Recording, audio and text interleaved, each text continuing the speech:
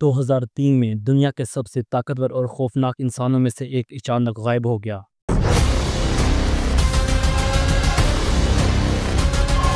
وہ اپنے سونے سے بنے محل، اپنے اسٹیچو اور پورے عراق پر پھیلی حکومت کو چھوڑ کر کہیں چلا گیا۔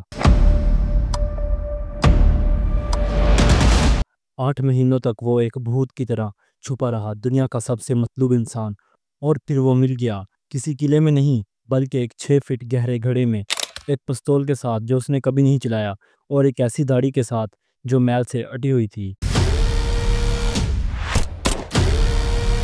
یہ کہانی ہے ایک ایسے لیڈر کی جو سب کچھ کنٹرول کرتا تھا اور پھر سب کچھ کھو بیٹھا، اور وہ ہے Saddam Hussein.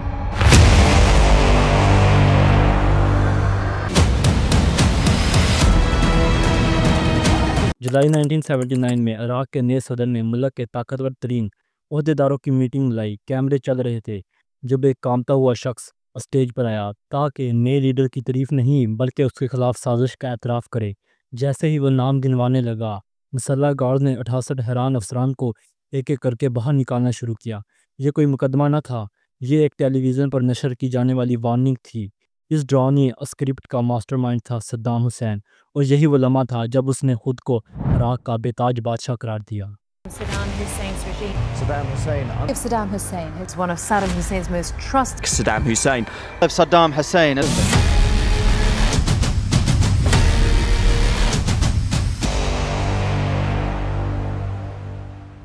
Saddam Hussein 28 April 1937 کو تکرت نامی گاؤں میں پیدا ہوا۔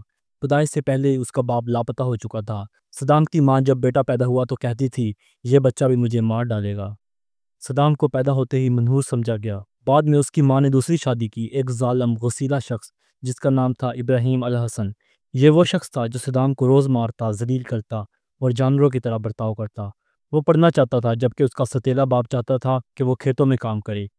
کہتے ہیں کہ صدام حسین نے اپنے ستیلے باپ کو کسی ہتھیار سے ڈرایا تاکہ اسے اپنے چچا خیر اللہ تلفا کے ساتھ تکرت کے اسکول جانے دے۔ اسے بغداد میں اپنے انقلابی چچا کے پاس پناہ ملی، جہاں عرب قوم پرستی کا جذبہ اس کے اندر بھر دیا گیا۔ 1957 میں وہ باس پارٹی میں شامل ہوا۔ صدام نظریہ ساز نہیں بلکہ ایک کرنے والا انسان تھا جو میدان میں کچھ بھی کرنے کو تیار رہتا تھا۔ آگے جا کر آپ کو پتہ چلے گا کہ کیسے صدام حسین کو مارا گیا اور کیسے اسے پھانسی دی گئی۔ اس سے پہلے ایک نظر اس کی سیاسی جماعت پر ڈالتے ہیں۔ 1959 میں اس کی شہرت پختہ ہوئی جب وہ اس ٹیم کا حصہ بنا جس نے وزیر اعظم عہد الکریم قاسم کو قتل کرنے کی کوشش کی۔ یہ حملہ بری طرح ناکام ہوا۔ صدام خود بھی ٹانگ میں گولی لگنے سے زخمی ہوا۔ کہا جاتا ہے کہ اس نے وہ گولی خود ایک چھوٹے چاقو سے نکالی۔ یہ ایک ایسی کہانی ہے جسے اس نے بعد میں اپنی بہادری اور بے رحمی دکھانے کے لیے خوب پھیلایا۔ وہ عراق سے بھاگ گیا، پہلے شام پھر مصر۔ اب وہ ایک مطلوب مجرم تھا اور اس کی شہرت بڑھتی جا رہی تھی۔ 10 سال سے زیادہ عرصے تک صدام نے سائے میں رہتے ہوئے طاقت کو اپنے ہاتھوں میں سمیٹا۔ 1979 تک صدر البکر محض ایک علامتی رہنما رہ گئے تھے۔ جولائی 1979 میں اس نے اپنے کزن کو صحت کی خرابی کا بہانہ بنا کر استعفیٰ دینے پر مجبور کیا اور خود صدر بن گیا۔ صدام نے وقت ضائع نہیں کیا، صرف 6 دن بعد اس نے باس پارٹی کے رہنماؤں کی وہ مشہور میٹنگ بلائی جو دہشت اور سیاسی چالاکی کا نمونہ تھی۔ اس نے اعلان کیا کہ اسے ایک اندرونی سازش کا پتہ چلا ہے جو شام کی حمایت سے ہو رہی ہے۔ ایک شخص سے زبردستی اعتراف کروا کر صدام نے ٹھنڈے دماغ سے سگار پیتے ہوئے غداروں کے نام سنائے۔ جو افسر ایک لمحہ پہلے تک اس کے ساتھی تھے وہ اگلے لمحے موت کے گھاٹ اتارے جا رہے تھے۔ 22 افراد کو ان کے اپنے ساتھیوں کے ہاتھوں گولی مار کر قتل کروایا گیا۔ یہ سب منظر ٹی وی پر دکھایا گیا تاکہ قوم کو ایک واضح پیغام ملے، صدام سے وفاداری لازمی ہے ورنہ انجام موت ہے۔ آئیے دیکھتے ہیں کہ کیسے صدام حسین فرار ہوا اور کیسے اسے سالوں کی محنت کے بعد پکڑا گیا۔ 9 اپریل 2003 کا دن تھا۔ بغداد کے فردوس چوک میں لوگ صدام حسین کے ایک عظیم الشان مجسمے کے گرد جمع تھے۔ امریکی میرینز کی مدد سے اس مجسمے کے گردن کے گرد رسی ڈالی گئی اور پھر وہ دھڑام سے نیچے آ گرا۔ یہ ایک ظلم پر مبنی دور کا علامتی اختتام تھا جو دنیا بھر میں نشر ہوا، لیکن جب اس کا مجسمہ گر رہا تھا تو وہ خود کہیں نظر نہیں آ رہا تھا۔ امریکی فوج نے اسے ہائی ویلیو ٹارگٹ نمبر 1 قرار لیا۔ ایک خصوصی مشن ٹاسک فورس 121 صرف اس کے شکار کے لیے بنائی گئی۔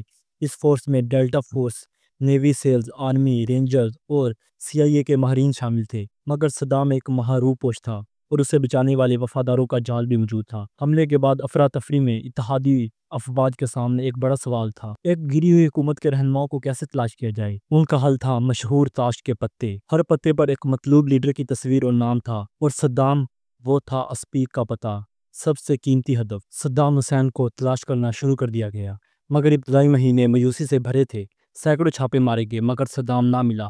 تجزیہ کاروں نے اندازہ لگایا کہ وہ سیاسی اتحادیوں پر نہیں بلکہ اپنے خاندانی اور قبائلی تعلقات پر انحصار کر رہا ہے۔ اس لیے حکومت عملی بدلی گئی۔ اب صدام کو براہ راست نہیں بلکہ اس کے سائے کو تلاش کیا جانے لگا۔ وہ نیٹ ورک جو اسے چھپا رہا تھا، انٹیلیجنس ماہرین نے اس کے تعلقات کا ایک بڑا نیٹ ورک بنانا شروع کیا۔ 5 اہم خاندانوں پر فوکس کیا گیا۔ امید تھی کہ ان کے ذریعے صدام تک پہنچا جا سکتا ہے۔ یہ مشن سست اور تھکا دینے والا تھا۔ صدام کی سیاسی طاقت ختم ہو چکی تھی، اب صرف قبیلہ اور چند وفادار باڈی گارڈز بچے تھے۔ جولائی سے دسمبر 2003 تک درجنوں چھاپے مارے گئے، کئی لیڈر گرفتار کیے گئے مگر وہ بھی صدام کی لوکیشن سے لا علم نکلے۔ لیکن پھر ایک نام بار بار سامنے آنے لگا، محمد ابراہیم عمر المسلط۔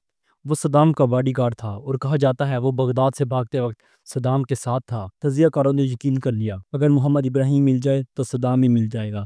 مگر آپ کو تاریخ کی یہ حقیق اور سنسنی خیز کہانیاں پسند آئیں تو چینل کو سبسکرائب کریں اور بیل کے آئیکن کو دبائیں تاکہ اگلی ویڈیو آپ تک فوری پہنچے۔ 1 دسمبر 2003 کو ایک سابق ڈرائیور نے محمد ابراہیم کا نام لیا۔ اگلے 2 ہفتوں تک اس کے 40 سے زائد رشتہ داروں سے پوچھ گچھ کی گئی۔ 12 دسمبر کی رات ایک چھاپے میں کچھ افراد گرفتار ہوئے۔ ابتدا میں سب معمولی لگا مگر پھر ایک ماہر تجزیہ کار نے پہچان لیا، ان میں ایک محمد ابراہیم تھا۔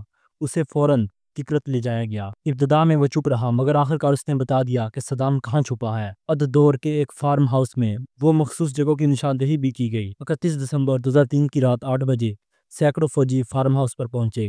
دونوں عمارتیں چھان ماری گئیں، صدام کہیں نہیں تھا۔ پھر ایک فوجی نے ایک بھیڑ کے باڑے کے قریب کلین اور تھرموکول کے ٹکڑے کو مشکوک پایا۔ اس نے کلین ہٹایا تو ایک سوراخ نظر آیا۔ جب وہ دستی بم پھینکنے والا تھا اندر سے ہاتھ نکلے۔ ایک بوڑھا بکھرے بالوں والا میل سے اٹا ہوا آدمی باہر نکلا۔ وہ بولا، میں صدام حسین ہوں، میں عراق کا صدر ہوں اور بات چیت کرنا چاہتا ہوں۔ مگر کوئی بات چیت نہ ہوئی، اسے بغیر کسی مزاحمت کے گرفتار کر لیا گیا۔ اس کے ساتھ $7,50,000 نقد، ایک AK-47 اور ایک پستول بھی ملا جو وہ کبھی نہ چلا سکا۔ اگلے دن امریکی افسر پال بریمن نے اعلان کیا، خواتین و حضرات، ہم نے اسے پکڑ لیا۔ بغداد میں جشن منایا گیا۔ صدام پر مقدمہ چلا، وہ مسلسل عدالت کو غیر قانونی کہتا رہا۔ نومبر 2006 میں وہ 1982 کے دجیلے قتل عام کے جرم میں مجرم قرار پایا۔ 30 دسمبر 2006 کو اسے پھانسی دی گئی۔ ایک دور کا خاتمہ ہوا۔ اگر آپ کو یہ کہانی اچھی لگی ہو تو چینل کو سبسکرائب کریں اور ساتھ میں دیے گئے بیل کے آئیکن پر بھی کلک کریں۔ اور مزید آپ کو ویڈیوز کس ٹاپک پر چاہیے نیچے کمنٹ سیکشن میں اپنی رائے دیں۔ آج کے لیے اتنا ہی، ملتے ہیں کسی نیکسٹ ویڈیو میں، تب تک اپنا خیال رکھیے گا۔ اللہ حافظ۔ کلاسک ہر بار ہر شبد میرے شعلے میں، چھاتی ان کی نہیں اس لیے بار بار یہ بولیں گے ہم کھولیں گے، جیسے کھوکھو کا گیم تو